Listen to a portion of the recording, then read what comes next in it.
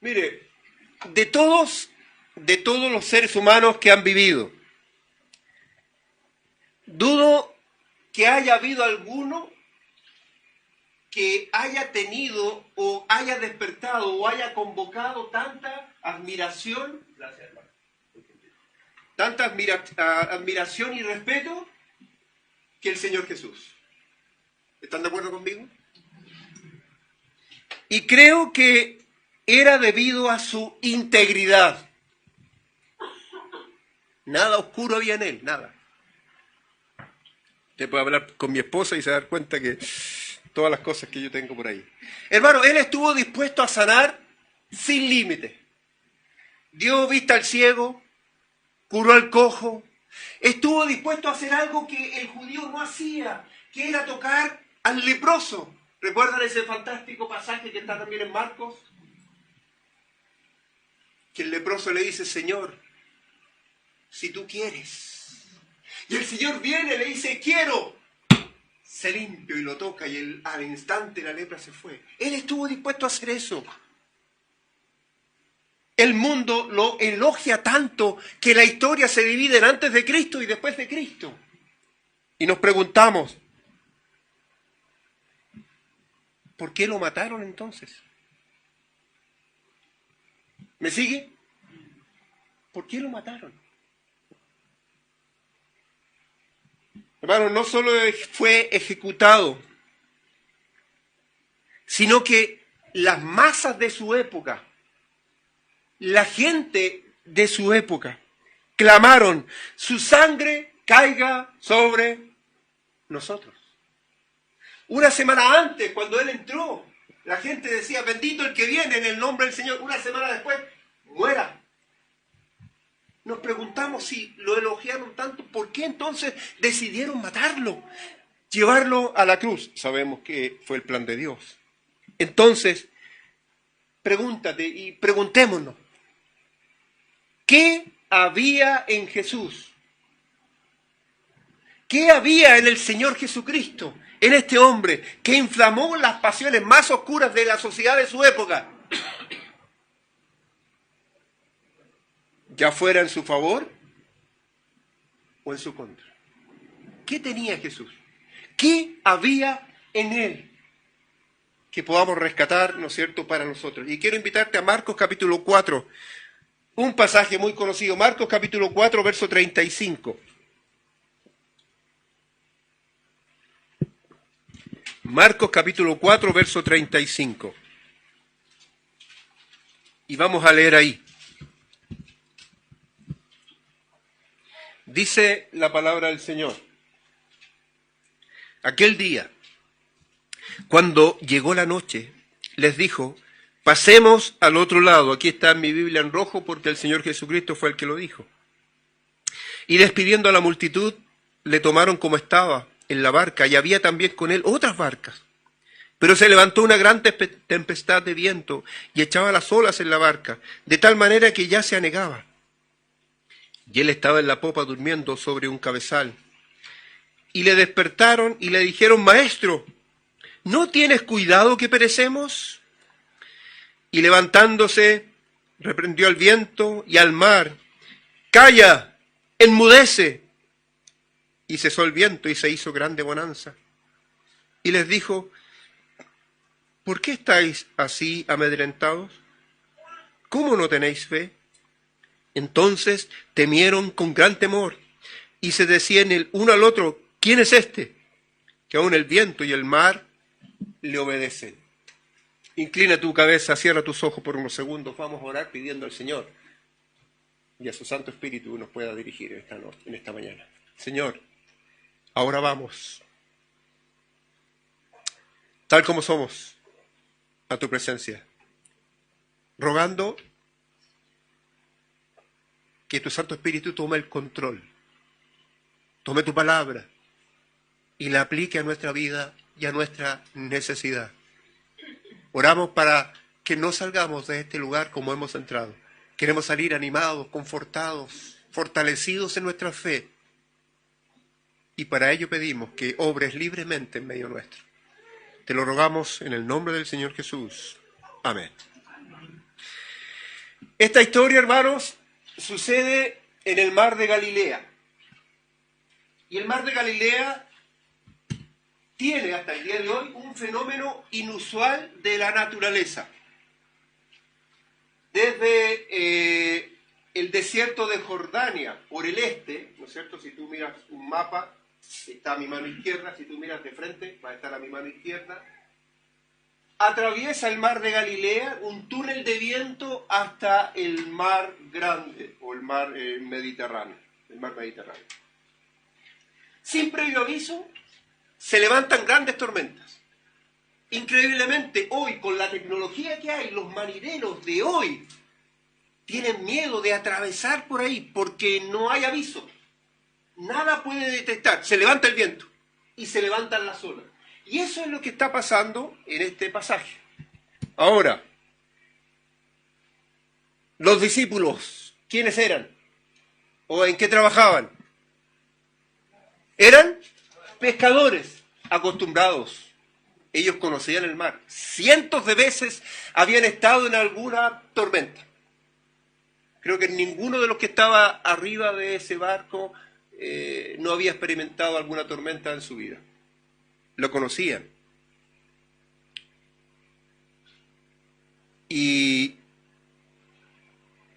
comienzan las olas. El viento empieza a soplar. Pero no una brisa. No el oleaje normal, sino que ahora es una tormenta que está cubriendo la barca. Y el viento está soplando no como habitualmente lo hace para llevar la barca al otro lado. Es mucho más grave, es mucho más fuerte. Ellos dicen, la barca se va a hundir. Eso es lo que están pensando. Se va a hundir. Y mire el verso 38. Mira el verso 38. Hay algo interesante ahí. Y él estaba en la popa. ¿De quién está hablando aquí el escritor? Del Señor Jesús. Él estaba en la popa durmiendo. Las olas están anegando el barco. El viento lo está tirando para hundirlo. Y el Señor Jesús está en la popa al fondo del barco, durmiendo sobre un cabezal, sobre una tabla ancha. Durmiendo ahí. ¿Ok? ¿Conoce gente así usted? Hermano, ¿conoce gente así? Mira, se puede estar cayendo el mundo a pedazos. Y ellos, ahí. Algunos dicen que esa gente es operada de los nervios. ¿No es verdad? Porque puede estar cayéndose el mundo aquí, acá, adelante, atrás, y él está pero impasivo, no pasa absolutamente nada en su vida. Así está el Señor Jesús. Durmiendo en un cabezal, atrás. Profundamente dormido. Nuevamente, el verso 38, ¿qué sucede con los discípulos? Y le despertaron y le dijeron, Maestro, ¿no tienes cuidado que perecemos? Mire, imaginen la escena, la barca está, pero cuando dice, y los discípulos dijeron,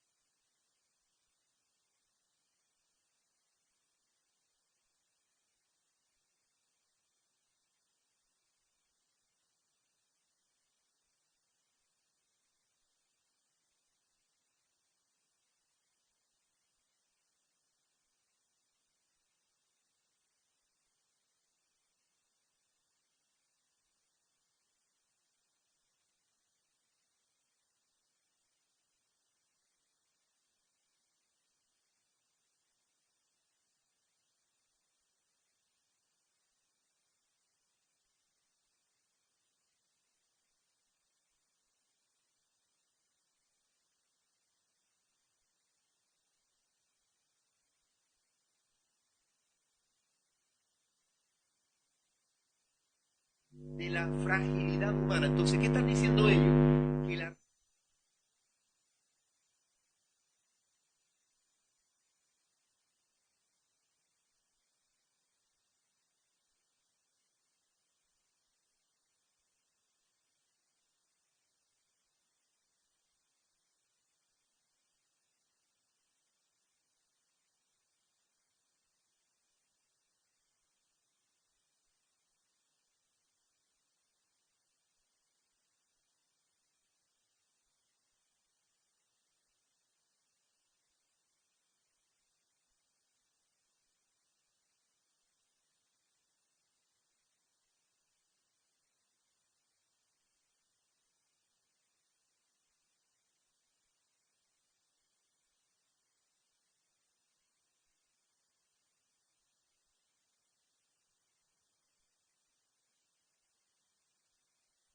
hombres acordaron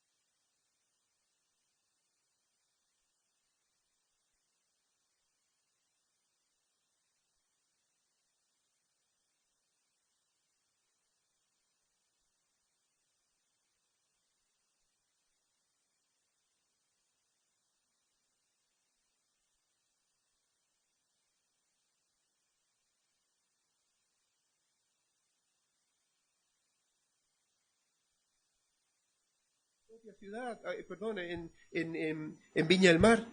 Terremotos, vivimos nosotros allá en Concepción el terremoto del 2010.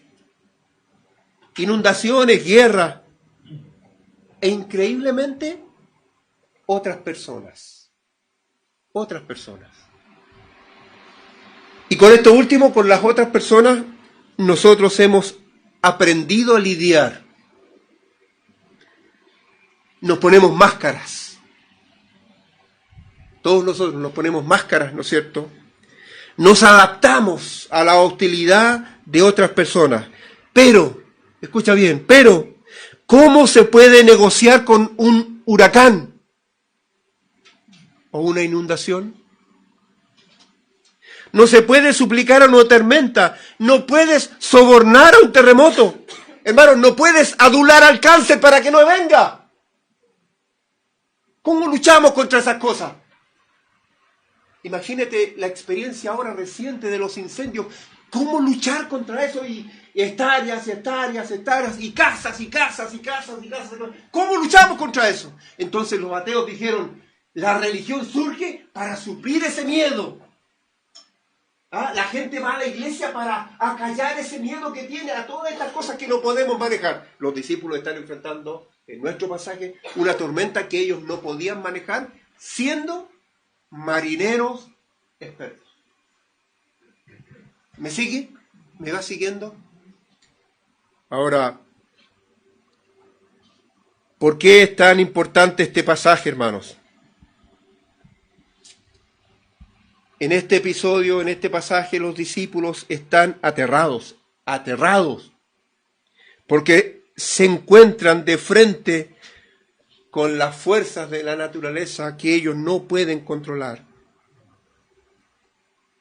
Y la Biblia nos dice que ellos fueron al Señor Jesús. Qué precioso. Ellos fueron en medio de esa necesidad al Señor Jesús. Sálvanos o perecemos. Ellos fueron a la persona correcta. Ellos fueron a la persona correcta, fueron al Señor Jesús. ¿A quién acudes tú? ¿A quién acudes tú? Mira el desenlace de la historia. Mira y veamos juntos el desenlace. ¿Qué hizo Jesús? Ya dije, ellos van aterrorizados y no le dicen, Señor, lo pescan y lo menean ahí, Señor, despierta, vamos a morir. El Señor Jesús se levanta, me imagino, tranquilo, evaluó la situación y Él emite una orden verbal al viento y al mar. ¡Calla! Enmudece. Y al momento, hermanos, al momento, la tormenta cesó. El mar se aquietó. El viento tan fuerte dejó de soplar y se convirtió simplemente en una brisa, como dice, en un silbo apacible, ¿no es cierto? Y me imagino, hermanos, me imagino al Señor Jesús. Si tú lees capítulo 1, capítulo 2, capítulo 3, capítulo 4, te vas a dar cuenta que el Señor Jesús hizo cosas con ellos. Lee los capítulos anteriores y te das cuenta que el Señor hizo milagros. Ellos lo vieron, ellos estuvieron ahí. Y me imagino la cara, hermanos, de nuestro Salvador mirando a estos hombres incrédulos. Y por eso Él les dice, ¿por qué no tenéis fe? Recuerden lo que yo hice con ustedes ahí. Capítulo 1, capítulo 2, capítulo 3. Ahora, ¿qué hicieron los discípulos? Y es interesante. ¿Qué hicieron los discípulos? Saltaron de contento. Yo también lo haría. Estaban felices. Cesó la tormenta. ¿Sabes? Eso no es lo que nos dice la Biblia, por lo menos la que yo leo. Mira el verso 41. ¿Qué pasó con los discípulos? En el verso 41, la tormenta, hermano, se calmó, se fue, ya no está. La barca sigue normalmente su rumbo. ¿Y qué pasó con los discípulos? En vez de estar contentos, ¿qué dice el versículo 41? Temieron con gran temor. Hermanos, tuvieron más miedo. El Señor vuelve la tormenta mejor. Con más miedo ahora. ¡Wow! ¡Qué increíble! Con más temor. Sus miedos, hermanos, se intensificaron.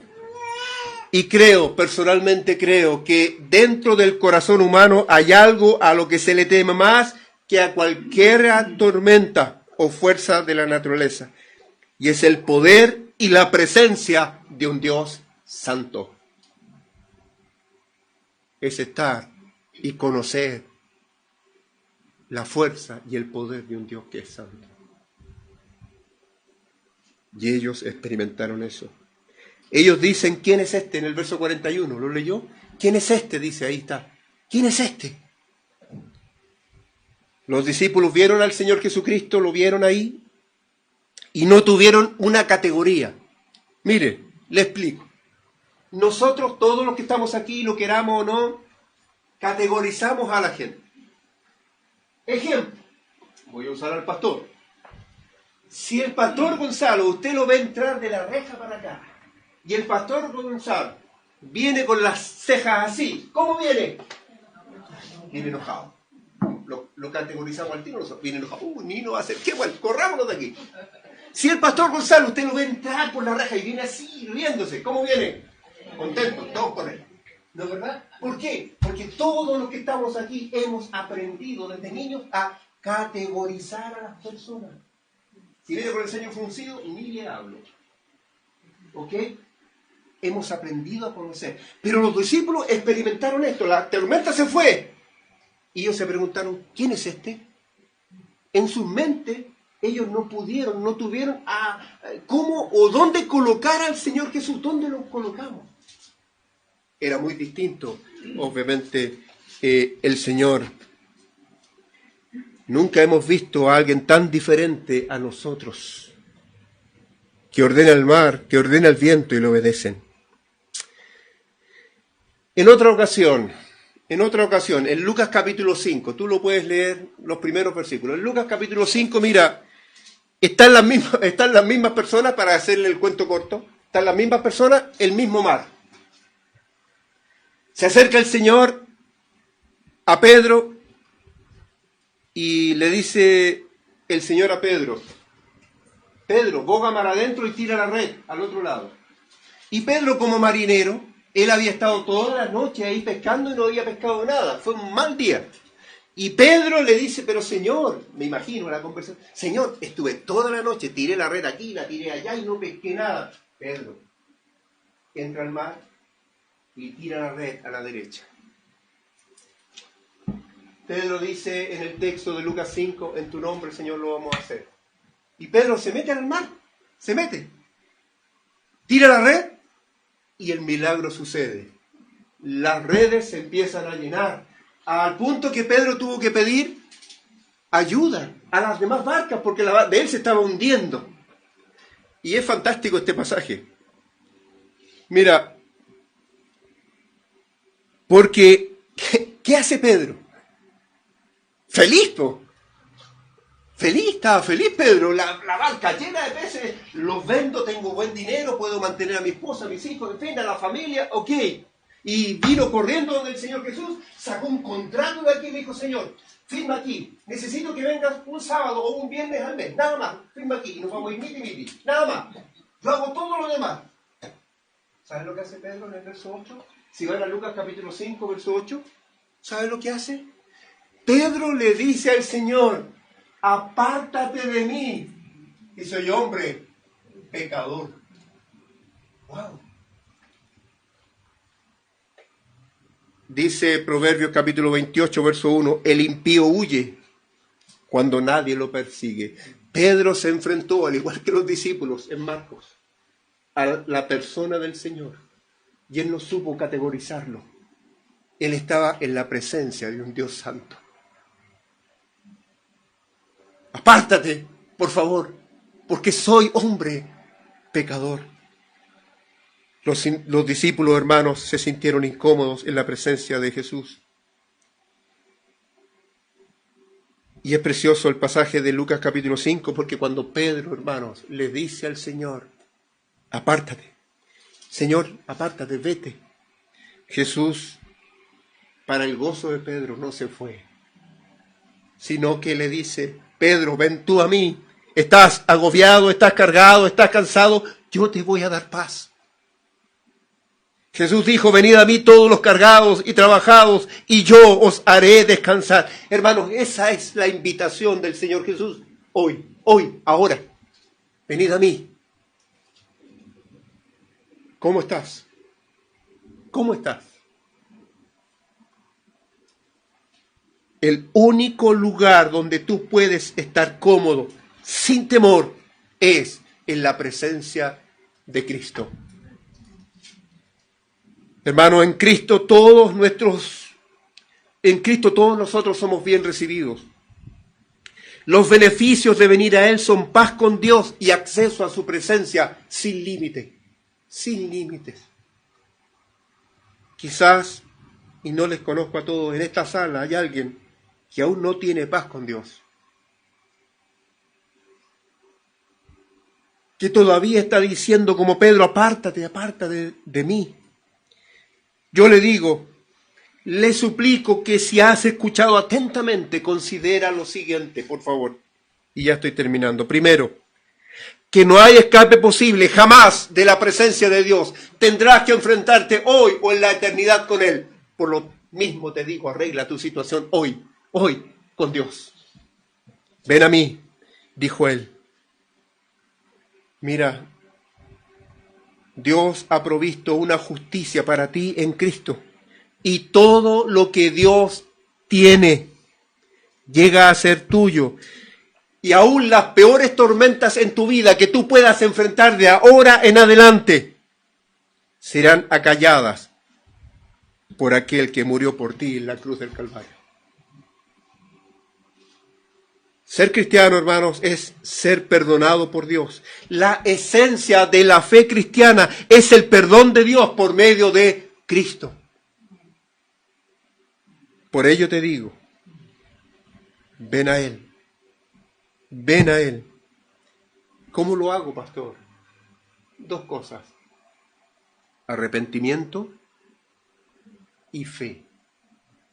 Arrepentimiento de tus pecados y fe en la obra de Cristo en la cruz del Calvario. La invitación está hecha. Los discípulos experimentaron el poder y la presencia de un Dios santo y sus vidas fueron cambiadas. Tú también puedes experimentarlo si no conoces a Jesús en esta mañana. Inclina tu cabeza, por favor, cierra tus ojos y vamos a orar dando gracias.